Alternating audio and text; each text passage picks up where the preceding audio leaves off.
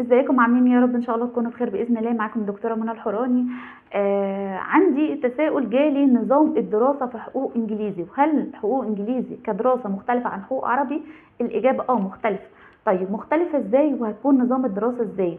بوجه عام على مستوى الجمهوريه انا عندي حقوق انجليزي في مواد بتدرسها بالعربي فقط، ما بيدخلش فيها انجليزي، والماده الوحيده اللي بيتم تدريسها كده هي الشريعه.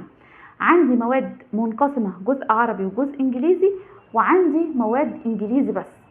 اشهر المواد اللي بتبقى انجليزي بس اجرام وعقاب، او عقاب بس، او عندنا كمان مادة الانجلو او مواد المدني بوجه عام.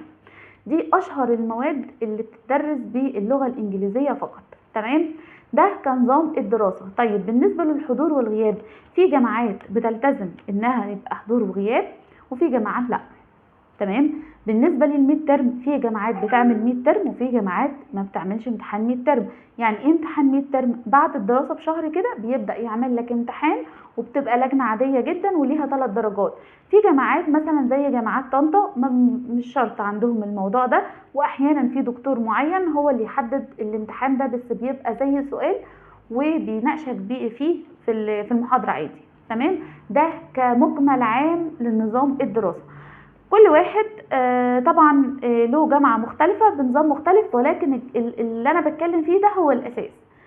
تمام. اشوفكم على خير، واي سؤال انا معاكم، وكل وسائل التواصل الخاصة بيا بتنزل في اخر الفيديو. اشوفكم على خير.